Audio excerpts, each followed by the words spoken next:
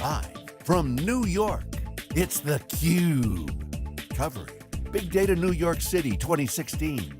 Brought to you by headline sponsors, Cisco, IBM, NVIDIA, and our ecosystem sponsors. Now, here's your host, Dave Vellante.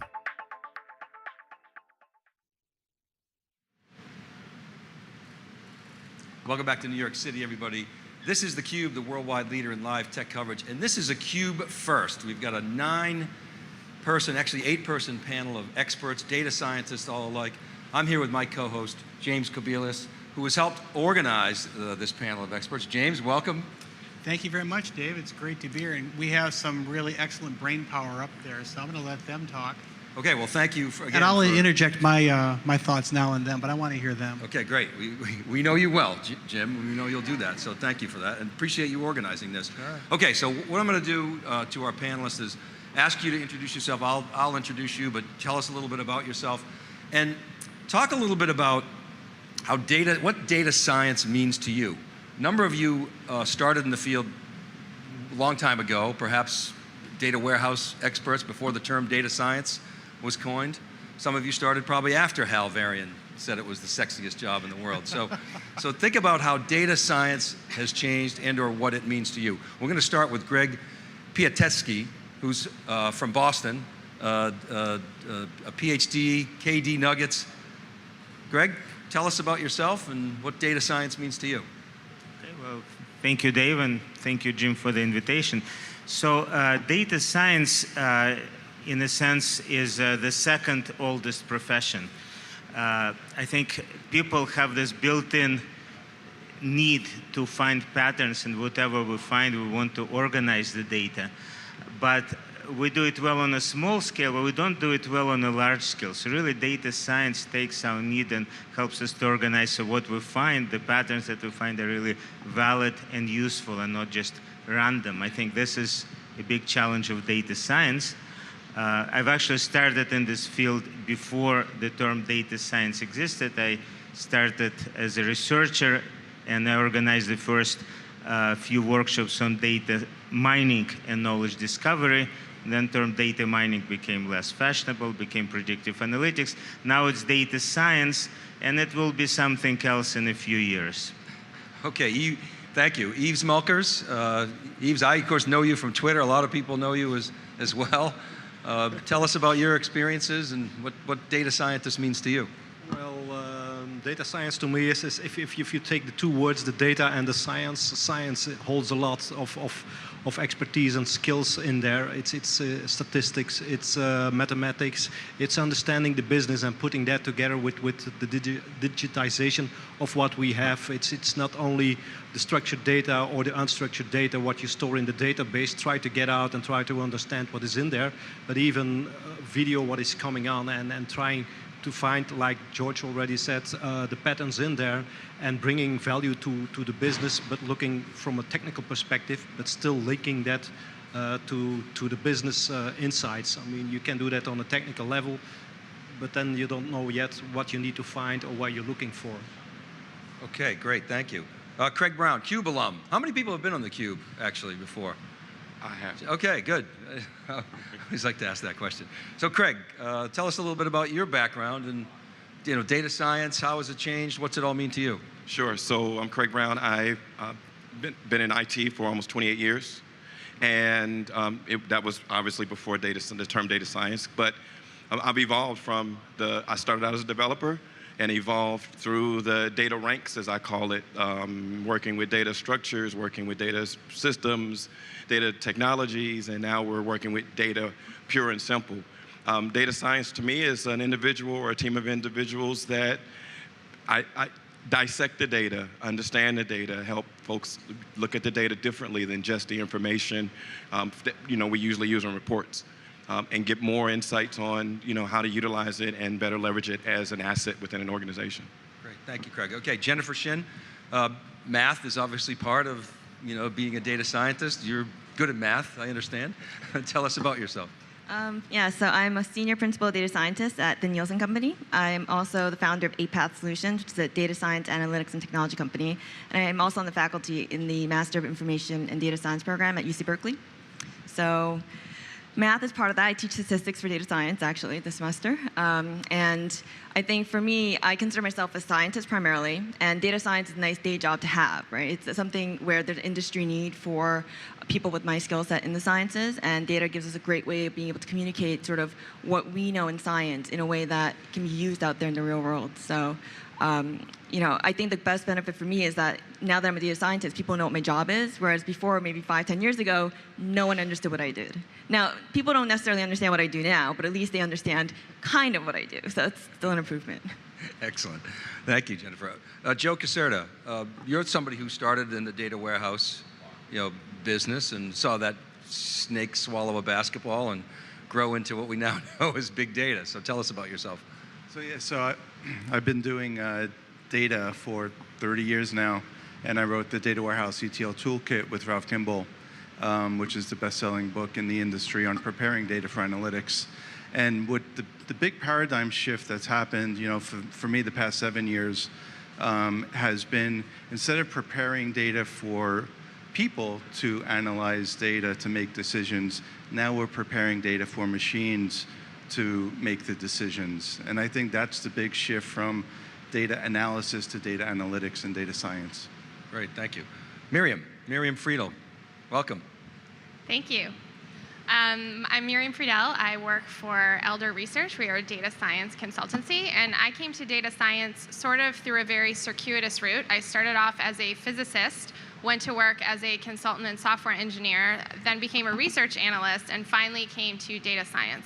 And I think one of the most interesting things to me about data science is that it's not simply about building an interesting model and doing some interesting mathematics or maybe wrangling the data, all of which I love to do, but it's really the entire analytics life cycle and the value that you can actually extract from data at the end. And that's one of the things that I enjoy most, is seeing a client's eyes light up, or wow, I didn't really know we could look at data that way. That's really interesting. I can actually do something with that. So I think that, to me, is one of the most interesting things about it. Great, thank you. Justin Sedin, welcome. Yeah, that's correct. Yeah, absolutely. Thank you. So my name is Justin Sedin. I work for Morph EDU, an artificial intelligence company in Atlanta, Georgia, and we develop learning platforms for nonprofit and private educational institutions. So I'm a Marine Corps veteran turned data enthusiast. And so what I think about data science is the intersection of information, intelligence, and analysis. And I'm really excited about the transition from big data into smart data. And that's what I see data science as. Great. And last but not least, Des Blanchfield. Welcome, mate. Yeah, g'day. Yeah, I'm the one with the funny accent. So data science for me is probably the funniest job I've ever tried to describe to my mum. I've had quite a few different jobs, and she's never understood any of them. And this one she understands the least. I think a fun way to describe what we're trying to do in the world of data science and analytics now is it's the equivalent of high altitude mountain climbing.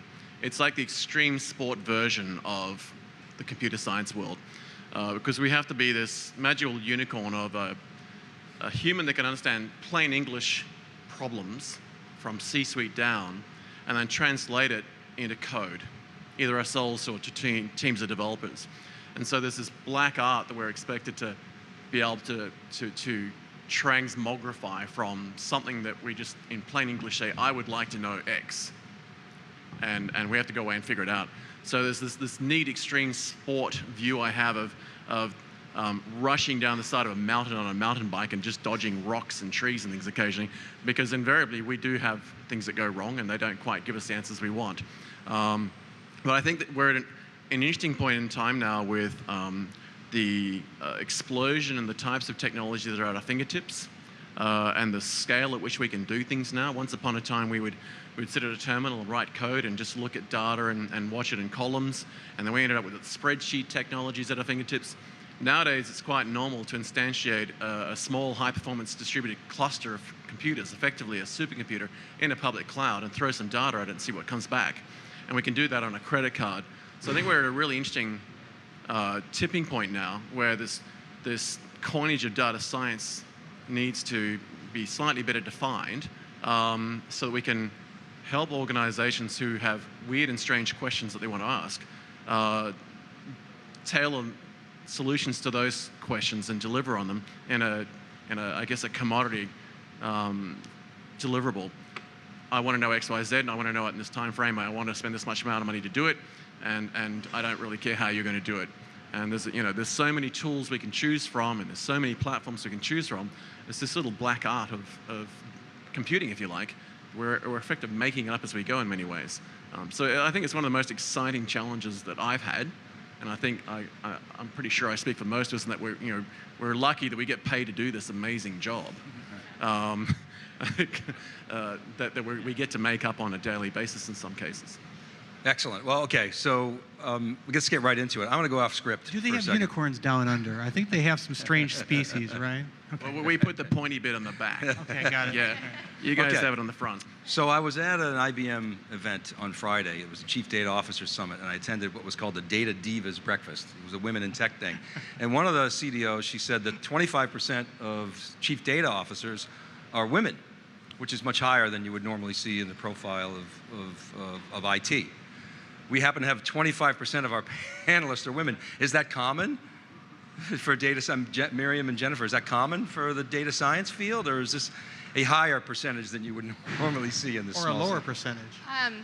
I think certainly for us, we have hired a number of additional women in the last year, and they're phenomenal data scientists. I don't know that I would say, I mean, I think it's certainly typical that this is still a male-dominated field, but I think like many male-dominated fields, physics, mathematics, computer science, I think that is slowly changing and evolving, and I think certainly that's something that we've noticed in our firm over the years in our consultancy is we're hiring new people. So I don't know if I would say 25% is the right number, but certainly hopefully we can get it closer to 50.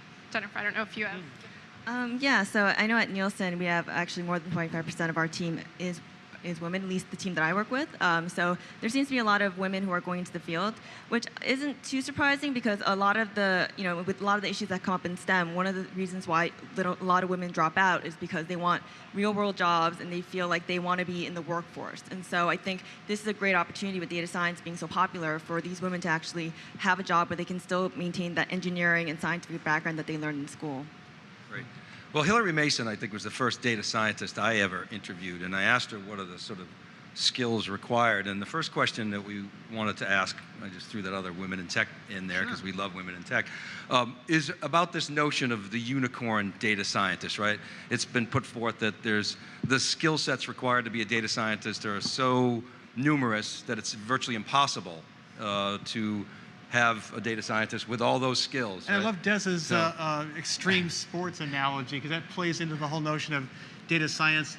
We like to talk about the theme now of data science as a team sport. Must it be an extreme sport is what I'm wondering. The unicorns of the world seem to be, is that realistic now in this new era? Yes, I mean, when automobiles first came out, they were concerned that there wouldn't be enough chauffeurs to drive all the people around. Is there an analogy with data? To be a data-driven company, do I need a data scientist? And does that data scientist, need to have these unbelievable mixture of skills, or are we doomed to always have a skills shortage? Open it up. I'd like to have a crack at that. So it's interesting when automobiles were a thing, when they first bought cars out, and before they sort of were modernized by the likes of Ford's Model T, and we got away from the horse and carriage, they actually had human beings walking down the street with a flag warning the public that the horseless carriage was coming. And I think data scientists are very much like that we're kind of expected to go ahead of the organization and try and take the challenges we're faced with today and see what's going to come around the corner. And so we're like the little flag bearers, if you like, in many ways of, this is where we're at today, tell me where I'm going to be tomorrow, and try and predict the day after as well.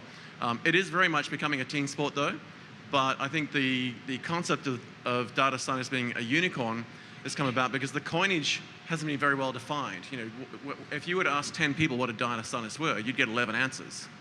And I think this is a really challenging issue for hiring managers and C-suites when they turn around and say, I want data science, I want big data, I want an analyst. They don't actually really know what they're asking for.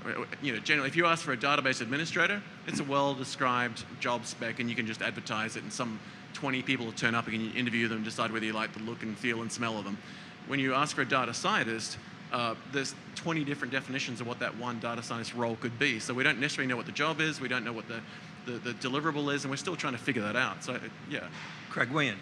So, from my experience, when we talk about data science, we're really talking about a collection of experiences with multiple people. I've yet to find, and at least from my experience, a data science effort with a lone wolf.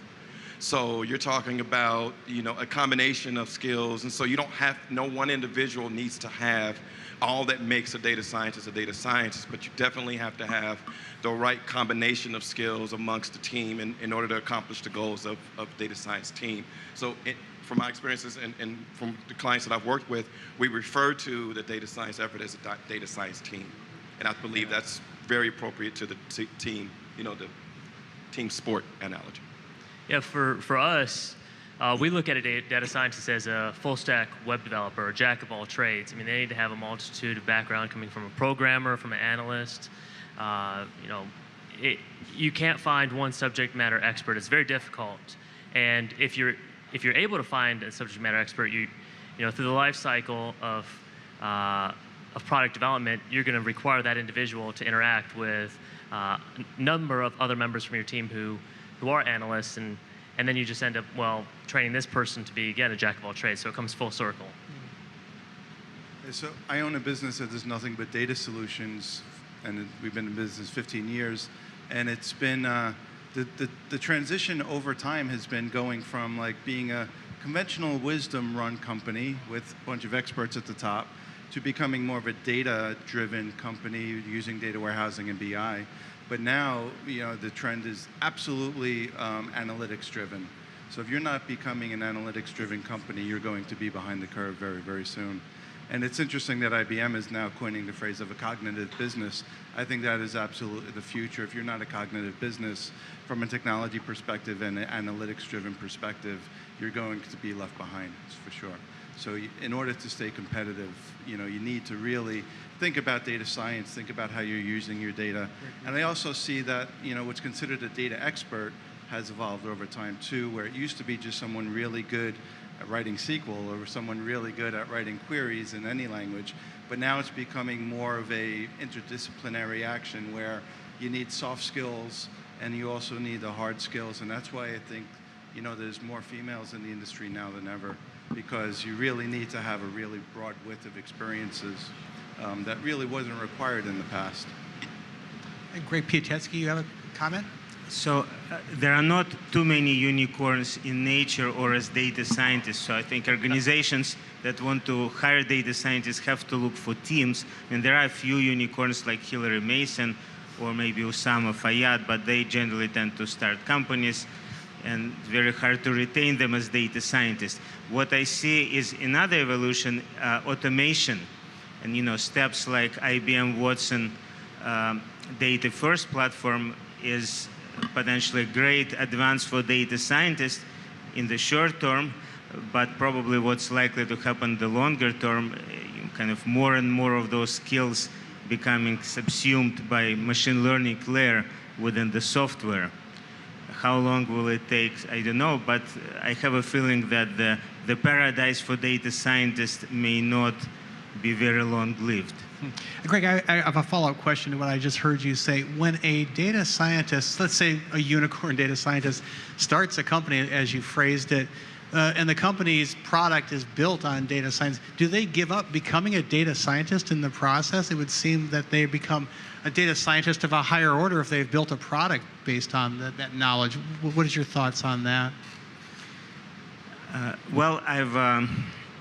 I know a few people like that, so I think maybe they remain data scientists at heart, but they don't really have the time to do the analysis, and they really have to focus more on strategic things. For example, today actually is the birthday of Google, 18 years ago. So Larry Page and Sergey Brin wrote a very influential paper back in the 90s about PageRank. Have they remained data scientists? Perhaps, a very, very small part, but that's not really what they do. So I think those unicorn data scientists quickly evolve, so you have to look for really teams to capture those skills. Clearly, they come to a point in their career where they build a company based on teams of data scientists and data engineers and so forth, which relates to the topic of team data science. What is the right division of roles and responsibilities for team data science? Before we go Sure, there, Jennifer, okay. did you have a comment on that? Yeah, so I guess I would say for me, when data science came out and there was, the Venn diagram that came out about all the skills you're supposed to have, I took a very different approach than all of the people who I knew who were going to data science. Most people started interviewing immediately. They're like, this is great, I'm going to get a job. I went and learned how to develop applications and learned computer science because I'd never taken a computer science course in college. I made sure I trued up that, the one part where I didn't know these things or had the skills from school. So I went and just went, head first and learned it, and then now I have actually a lot of technology patents as a result of that. So to answer Jim's question, actually, so I started my company about 5 years ago, and originally started out as a consulting firm / data science company.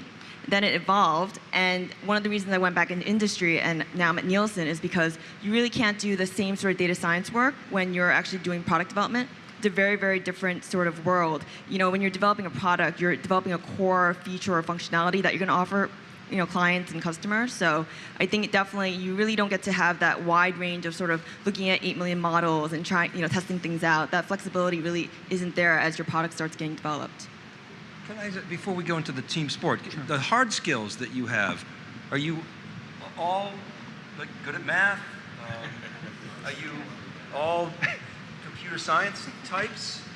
How about math? You all math? What were your GPAs? Anybody not math oriented? Anybody not love math? You don't love math? I love math. I think it's required. Okay, so math, yes, check. Well, You dream in Science? equations, right? You dream. Computer science, do I have to have computer science skills, at least the basic knowledge? I don't know that Not you need to necessarily? have formal classes in any of these things, but I think certainly, as Jennifer was saying, if you have no skills in programming whatsoever and you have no interest in learning how to write SQL queries or R or Python, you're probably going to struggle Could a be little a bit. challenge. So I think, yes, I have a PhD in physics. I did a lot of math. That's my love language, but I think if you don't necessarily need to have formal training in all of these things, but I think you need to have a curiosity and a love of learning. And so if you don't have that, you still want to learn and you want to, however you gain that knowledge, I think. But yeah, if you have no technical interest whatsoever and don't want to write a line of code, maybe data science is not the field for you, even if you don't do it every day. And statistics as well? You would put that in that same general category? How about data hacking? That's right. You gotta love data hacking. Is that fair? Or Yves, do you have a comment? Yeah, I think so. Well, we've been discussing that. For me, the most important part is that you have a logical mind and you have the capability to absorb new things and the curiosity that you need to dive into that. Well, I don't have an education in IT, whatever. I have a background in chemistry, and those things that I learned there, I apply to information technology as well. And from a part that you say, okay, I'm a tech-savvy guy, I'm interested in the tech part of it, you need to speak that business language. And if you can do that crossover and understand what other skill sets or parts of the roles are telling you, I think the communication in that aspect is very important. I'd like to throw just something really quickly, and I think there's an interesting thing that happens in IT, particularly around technology. We tend to forget that we've actually solved a lot of these problems in the past. If we look in history, if we look around the Second World War in Bletchley Park in the UK, we had a very similar experience as humans that we're having currently around the whole issue of data science. So there was an interesting challenge with the Enigma and the Shark code, right? And there was a bunch of men put in a room and told, you're mathematicians and you come from universities and you can crack codes, but they couldn't. And so what they ended up doing was running these ads and putting challenges. They actually put, I think it was crossword puzzles in the newspaper. And this deluge of women came out of all kinds of different roles, without math degrees, without science degrees, but could solve problems. And they were thrown at the challenge of cracking codes. And invariably, they did the heavy lifting on a daily basis for converting messages from one format to another, so that this very small team at the very end could actually get and play with the sexy piece of it. And I think we're going through a similar shift now with what we refer to as data science in the technology world and business world, where the people who are doing the heavy lifting aren't necessarily what we would think of as a traditional data scientist. And so there have been some unicorns, and we've championed them, and they're great. But I think the shift's going to be to accountants and actuaries and statisticians who understand the business and come from an MBA-style background, but can learn the relevant the pieces of math and models that we need to apply to get the data science outcome. I think we've already been here, we've solved this problem, we've just got to learn not to try and reinvent the wheel. Because the media hypes this whole thing of data science is exciting and new, but we've been here a couple of times before, and there's a lot to be learned from that, in my view. I think we have Joe next. Yeah, so I was going to say that, data science is a funny thing. It's to use the word science is kind of a misnomer because there is definitely a level of art to it. And, I like to use the analogy when Michelangelo would look at a block of marble, everyone else looks at the block of marble, they say a block of marble. He looks at a block of marble and he sees a finished sculpture. And then he figures out what tools do I need to actually make my vision. And I think data science is a lot like that. We hear a problem, we see the solution, then we just need the right tools to do it. And I think, part of consulting and data science in particular, it's not so much what we know out of the gate, but it's how quickly we learn. And I think everyone here, what makes them brilliant is that how quickly they could learn any tool that they need to get to see their vision get accomplished. Justin? Yeah, I think you make a really great point. For me, I'm a Marine Corps veteran, and the reason I mention that is because I work with two veterans who are problem solvers, and I think that's what data scientists really are in the long run, are problem solvers. And you mentioned a great point that, I think just problem solving is the key. You don't have to be a subject matter expert, just be able to take the tools and intelligently use them. Now, when you look at the whole notion of team data science, what is the right mix of roles, like role definitions, within a high-quality or a high-performing data science teams? Now, IBM, with, of course, our announcement of Project DataWorks and so forth, we're splitting the sort of the role division in terms of data scientists versus data engineers versus application developers versus business analysts. Is that the right breakdown of roles, or what would the panelists recommend in terms of understanding what kind of roles make sense within, like I say, a high-performing team that's looking for trying to develop applications that depend on data and machine learning and so forth? Anybody want to contribute? Sure, I'll tackle that. So the teams that I've created over the years that made up these data science teams that I brought into customer sites have a combination of developer capabilities. And some of them are IT developers, but some of them were developers of things other than applications. They designed buildings, they did other things with their technical expertise besides building technology. The other piece besides the developer is the analytics. And analytics can be taught as long as they understand how algorithms work and the code behind the analytics. In other words, how are we analyzing things? And from a data science perspective, we are leveraging technology to do the analyzing through the tool sets. So ultimately, as long as they understand how the tool sets work, then we can train them on the tools. Having that analytic background is a important piece. Craig, is it easier to, I'll let you go to you in a moment, Joe. Is it easier to cross-train a data scientist to be an app developer than to cross-train an app developer to be a data scientist, or does it not matter? Yes. And not the other way around. It depends on the It's easier the to time cross-train frame. a data scientist to be an app developer than Yes. the other way around. Yes. Why is that? Yeah. Developing code can be as difficult as the tool set one uses to develop code. Today's tool sets are very user-friendly with developing code. It's very difficult to teach a person to think along the lines of developing code when they don't have any idea of the aspects of building something. I think it was Joe, or you next, or Jennifer? Who is it? Well, so I would say that, one of the reasons for that is that data scientists will probably know if the answer is right after you process data, whereas data engineer might be able to manipulate the data, but may not know if the answer is correct, right? So I think that is one of the reasons why having a data scientist learn the application development skills might be an easier time than the other way around. I think Miriam had a comment? Sorry, go ahead, yeah, Joe. sorry. I think that what we're advising our clients to do is to not think, before data science and before analytics became, so required by companies to stay competitive, it was more of a waterfall. You have a data engineer build a solution, then you throw it over the fence and the business analyst would have at it.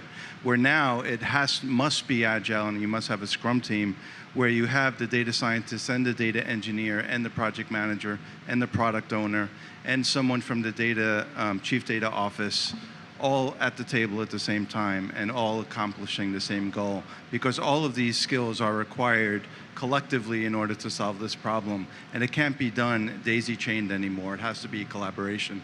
And that's why I think Spark is so awesome, because Spark is a single interface that a data engineer can use, a data analyst can use, and a data scientist can use. And now with what we've learned today, having a data catalog on top so that the chief data office can actually manage it, I think is really going to take Spark to the next level. Mm-hmm. So Miriam? I wanted to comment on your question to Craig about, is it harder to teach, a data scientist to build an application or vice versa? And one of the things that we have worked on a lot on our data science team is incorporating a lot of best practices from software development, Agile, Scrum, that sort of thing. And I think particularly with a focus on deploying models, so we don't just want to build an interesting data science model, we want to deploy it and get some value.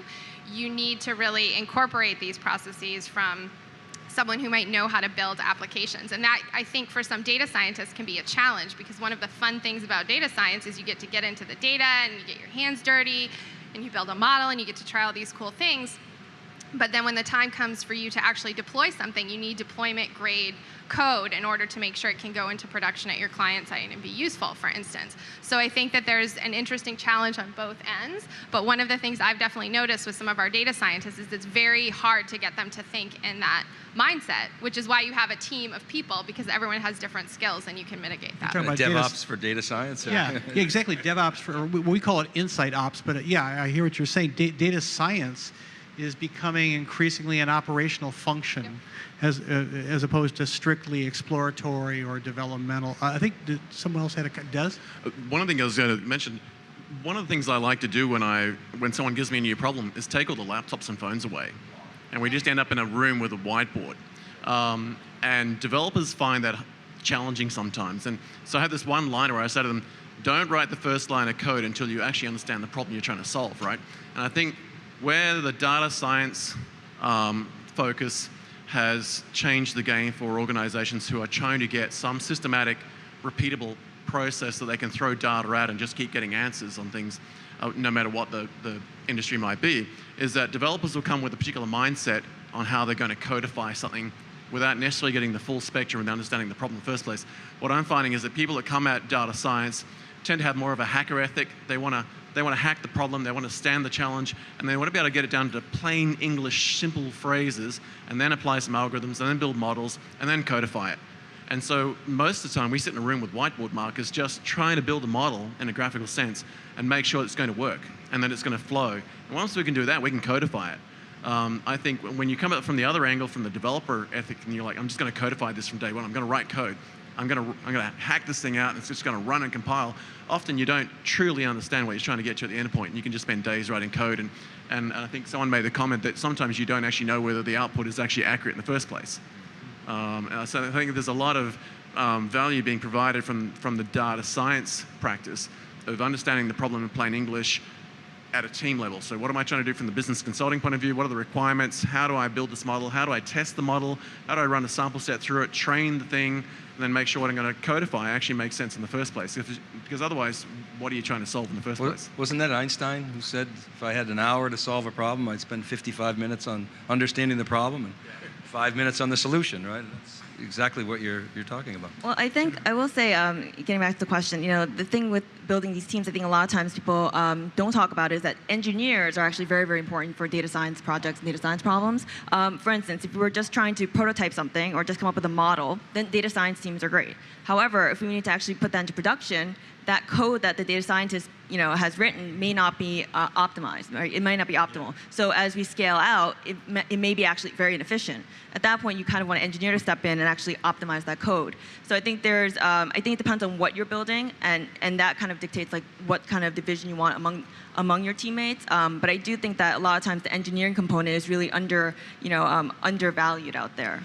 Jennifer, it seems that the data engineering function, data discovery and preparation, and so forth, is becoming automated to a greater degree.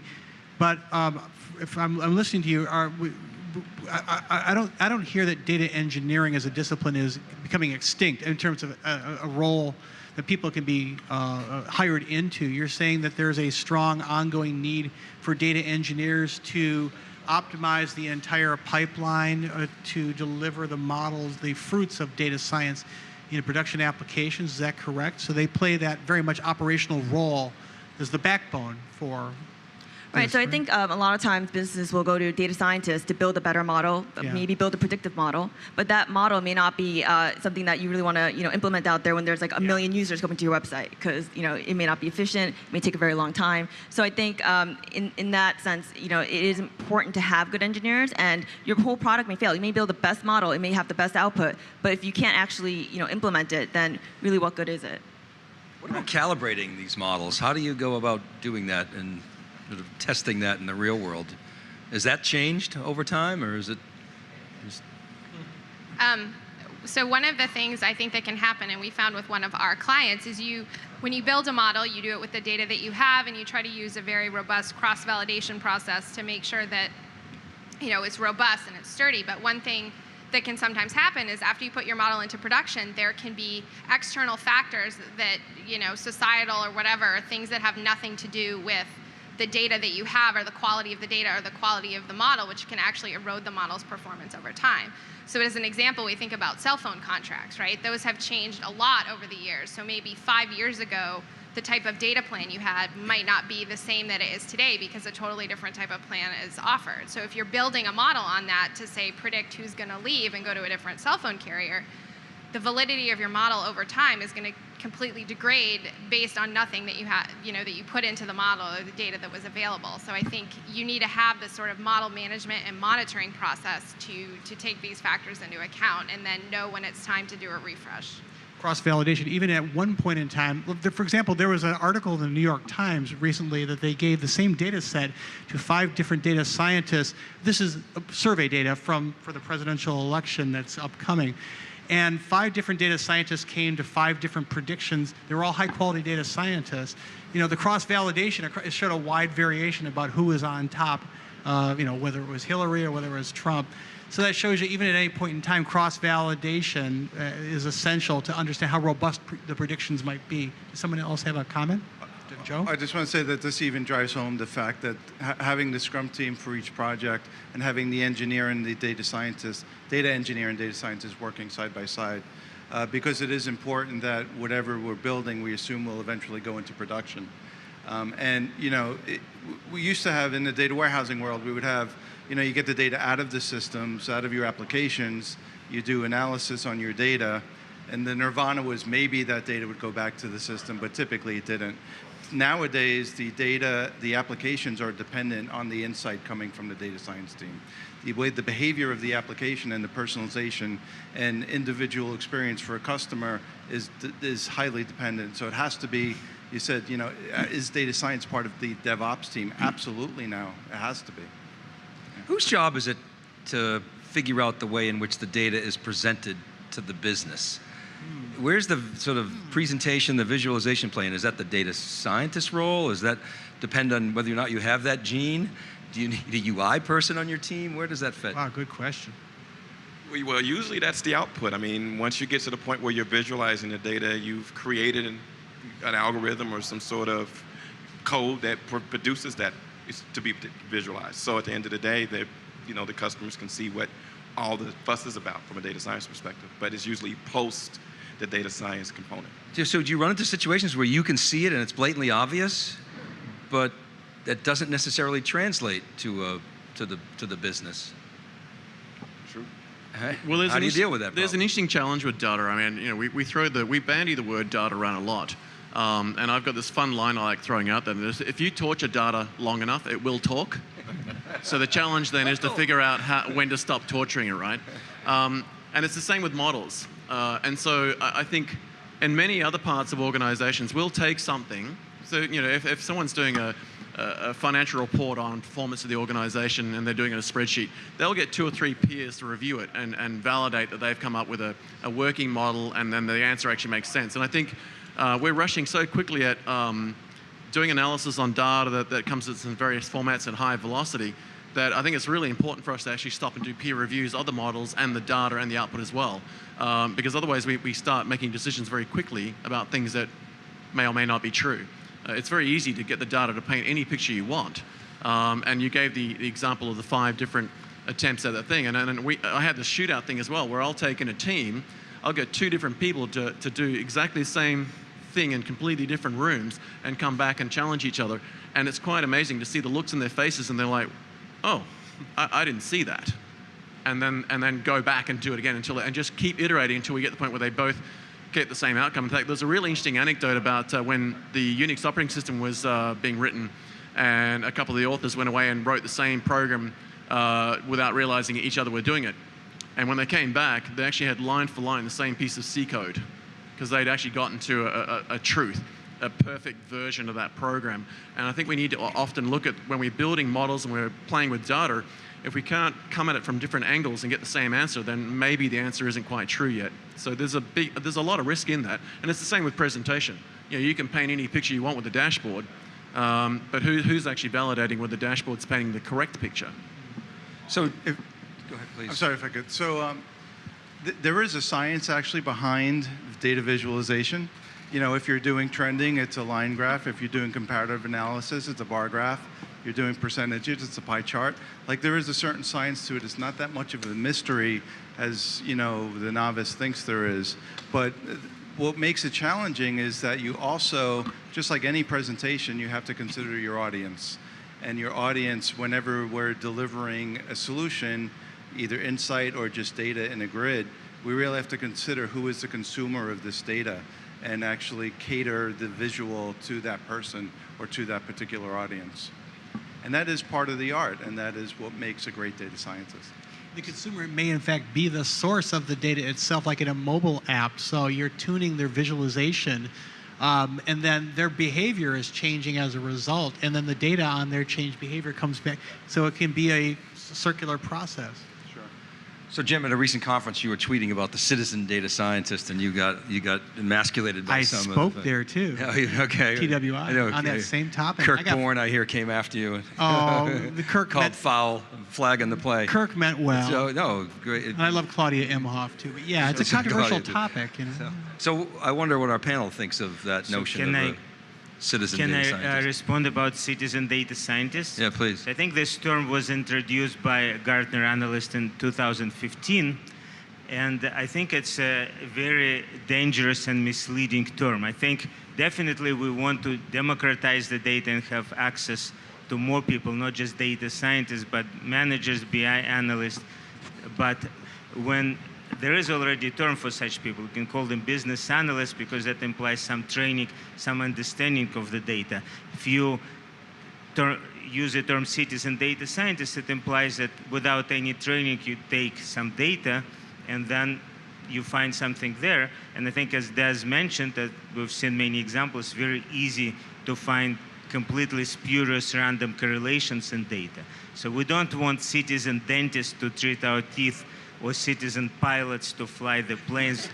And if data is important, having citizen data scientists is equally dangerous. Yeah. So I'm hoping that, I think actually Gartner did not use the term citizen data scientist in their 2016 hype course, so hopefully they will put this term to rest. So Gregory, you apparently are defining citizen to mean incompetent as opposed to simply self-starting.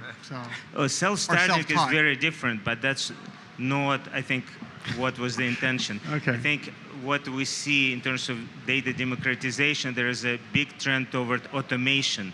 There are many tools. For example, there are many companies like DataRobot, probably IBM has interesting machine learning capability towards automation. So I think I've recently started a page on KD Nuggets for automated data science solutions, and there are already 20 different firms that provide different levels of automation. So one can believe either in full automation, maybe some expertise, but it's very dangerous to have like partly automated tool, and at some point then ask citizen data scientists to try to take the wheels. I want to quickly chime in on that. To crash. Yeah, pile on. I totally agree with all of that. I think the comment I just want to quickly put out there is that the space we're in is a very young and rapidly changing world. And so what we haven't had yet is this time to stop and take a deep breath and actually define ourselves. So if you look at computer science in general, a lot of the traditional roles have sort of had 10 or 20 years of history. And so through the hiring process and the development of those spaces, we've actually had time to breathe and define what those jobs are. So we know what a systems programmer is, and we know what a database administrator is, but we haven't yet had a chance as a community to stop and breathe and say, well, what do we think these roles are? And so to fill that void, the media creates coinages. And I think this is the risk we've got now, that the concept of data scientist was just a term that was coined to fill a void because no one quite knew what to call somebody who didn't come from a data science background if they were tinkering around in data science. And I think that's something that we need to sort of sit up and pay attention to, because if we don't own that and drive it ourselves, then somebody else is going to fill a void, and they'll create these very frustrating concepts like data scientists, which drives us all crazy. Miriam's next. So I wanted to comment, I agree with both of the previous comments, but in terms of a citizen data scientist, and I think whether or not you're a citizen data scientist or an actual data scientist, whatever that means, I think one of the most important things you can have is a sense of skepticism, right? Because you can get spurious correlations, and it's like, wow, my predictive model is so excellent, you know, and being aware of things like leaks from the future, right? This actually isn't predictive at all. It's a result of the thing I'm trying to predict. And so I think one thing I know that we try and do is if something really looks too good, we need to go back in and make sure, did we not look at the data correctly? Is something missing? Did we have a problem with the ETL? And so I think that a healthy sense of skepticism is important to make sure that you're not taking a spurious correlation and trying to derive some significant meaning from it. I think there's a Dilbert cartoon that I saw that described that very well. Joe, did you have a comment? I think that in order for citizen data scientists to really exist, I think we do need to have more maturity in the tools that they would use. My vision is that, you know, the BI tools of today are all going to be replaced with natural language processing and searching. You know, just be able to open up a search bar and say, give me sales by region. You know, and to be, you know, to take that one step into the future even further, it should actually say, what are my sales going to be next year? Right? And it should trigger a simple regression, you know, linear regression, you know, or be able to say, you know, which features of the televisions are actually affecting sales and do a clustering algorithm. You know, I think hopefully that will be the future, but I don't see anything of that today. And I think in order to have a true citizen data scientist, you would need to have that. And that is pretty sophisticated stuff. So I think for me, the idea of citizen data scientist, I can relate to that. For instance, when I was in graduate school, I started doing some research on FDA data. It was an open source data set, about 4.2 million data points. Technically, when I graduated, the paper was still not published, and so in some sense, you could think of me as a citizen data scientist, right? I wasn't getting funding, I wasn't doing it for school, but I was still continuing my research. So I'd like to hope that with all the new data sources out there, that there might be scientists or people who are maybe kept out of a field, people who wanted to be in STEM and for whatever life circumstances couldn't be in it, that they might be encouraged to actually go and look into the data and maybe build better models or validate information that's out there. So, Justin, I'm sorry, you had one comment? I think it seems data science was termed before academia adopted formalized training for data science. But yeah, you can make, like Des said, you can make data work for whatever problem you're trying to solve, whatever answer you see. If you want data to work around it, you can make it happen. And I kind of consider that, like in project management, like data creep. So you're so hyper focused on the solution, you're trying to find the answer, that you create an answer that works for that solution, but it may not be the correct answer. And I think a crossover discussion works well for that case. Yeah. So, but the term comes up because there's a frustration, I guess, right? That data science skills are not plentiful, and it's potentially a bottleneck in an organization. Supposedly 80% of your time is spent on cleaning data, and is that right? Is that fair? So there's a problem. How much of that can be automated, and when? I'll have a shot at that. So I think there's a shift that's going to come about where we're going to move from centralized data sets to data at the edge of the network. And this is something that's happening very quickly now, where we can't just haul everything back to a central spot. When the Internet of Things actually wakes up, things like the Boeing Dreamliner 787. That thing's got 6,000 sensors in it, produces half a terabyte of data per flight. There are 87,400 flights per day in domestic airspace in the US. That's 43.5 petabytes of raw data. Now, that's about 3 years worth of disk manufacturing in total, right? We're never going to copy that across to one place. We can't process it one go. So I think the challenge we've got ahead of us is looking at how we're going to move the intelligence and the analytics to the edge of the network and pre-cook the data in different tiers. So have a look at the raw material we get and boil it down to a slightly smaller data set, bring a metadata version of that back, and eventually get to the point where we've only got the very minimum data set and data points we need to make key decisions. Without that, we're already at the point where we have too much data and we can't munge it fast enough, and we can't spin up enough tin even if we switch the cloud on. And that's just this never-ending deluge of noise, right? And you've got that signal versus noise problem. So I think we're now seeing a shift where people are looking at how do we move the intelligence back to the edge of the network, which we actually solved some time ago in the security space. You know, spam filtering. If an email hits Google on the West Coast of the US and they create a checksum for that spam email, it immediately goes into a database and nothing gets on the opposite side of the coast because they already know it's spam. They recognize that email coming in, that's evil, stop it. So we already fixed this in security with intrusion detection, we fixed it in spam. So we now need to take that learning and bring it into business analytics, if you like, and see where we're finding patterns and behavior and move that out to the edge of the network. So if I'm seeing a demand over here for tickets on a new sale of a show, I need to be able to see where else I'm going to see that demand and start responding to that before the demand comes about. I think that's a shift we're going to see quickly because we will never keep up with the data munging challenge and the volume's just going to explode. We just have a couple minutes. That sounds like a great topic for a future CUBE panel, which is data science on the edge of the fog. I got 100 questions around that. So we're wrapping up here. Just got a couple minutes. Final thoughts on this conversation or any other pieces that you want to punctuate? I think one thing that's been really interesting for me being on this panel is hearing all of my co-panelists talk about common themes and things that we are also experiencing, which, you know, isn't a surprise, but it's interesting to hear about how ubiquitous some of the challenges are, and also at the announcement earlier today, some of the things that they're talking about and thinking about, we're also talking about and thinking about. So I think it's great to hear, you know, we're all in, you know, different countries and different places, but we're experiencing a lot of the same challenges, and I think that's been really interesting for me to hear about. Great. Anybody else? Final thoughts? To echo Des's thoughts, it's about we're never going to catch up with the amount of data that's produced. So it's about transforming big data into smart data.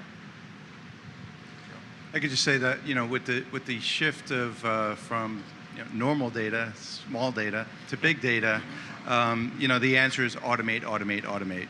And, you know, we've been talking about, you know, advanced algorithms and machine learning for the science for changing the business, but there also needs to be machine learning and advanced algorithms for the back room. We're actually getting smarter about how we ingest data and how we fix data as it comes in, because we can actually train the machines to understand data anomalies and what we want to do with them over time. And I think the further upstream we get of data correction, the less work there will be downstream. And I also think that, you know, the concept of being able to fix data at the source is gone. That's behind us. Right now, the data that we're using to analyze, to change the business, typically we have no control over. You know, like this, they're coming from sensors and machines and Internet of Things, and, you know, if it's wrong, it's always going to be wrong, right? So we have to figure out how to do that in our laboratory, right? Yves, final thoughts? Yeah, I think it's a mind shift in being a data scientist. If you look back at the time, why did you start developing or writing code? Because you like to code whatever, just for the sake of building a nice algorithm or a piece of software or whatever. And now I think with the spirit of a data scientist, you're looking at a problem and say, this is where I want to go. So you have more the top-down approach than the bottom-up approach, and have the big picture. And that is what you really need as a data scientist. Just look across technologies, look across departments, look across everything, and then on top of that, try to apply as much as skills that you have available, and that's that kind of unicorn that they're trying to look for, because it's pretty hard to find people with that wide vision on everything that is happening within the company. So you need to be aware of technology, you need to be aware of how a business is run and how it fits within in a cultural environment. You have to work with people, and all those things together, to my belief, make it very difficult to find those good data scientists. Jim, your final thought? My final thoughts is this is an awesome panel, and I'm so glad that you've come to New York, and I'm hoping that you will all stay, of course, for the IBM Data First launch event that will take place this evening about a block over at Hudson Mercantile. So that's pretty much it. Thank you. I really learned a lot. I want to second Jim's thanks. Really great panel, awesome expertise. Really appreciate you taking the time, and thanks to the folks at IBM for putting this together. And I'm big fans of most of you, all of you, on the session here. So it's great just to meet you in person. Thank you. Okay, and I want to thank Jeff Frick for being a human curtain there with the sun, setting here in New York City. Well, thanks very much for watching. We are going to be across the street at the IBM announcement. We're going to be on the ground. We open up again tomorrow at 9:30 at Big Data NYC, Big Data Week, Strata plus Hadoop World. Thanks for watching, everybody. That's a wrap from here. This is theCUBE. We're out.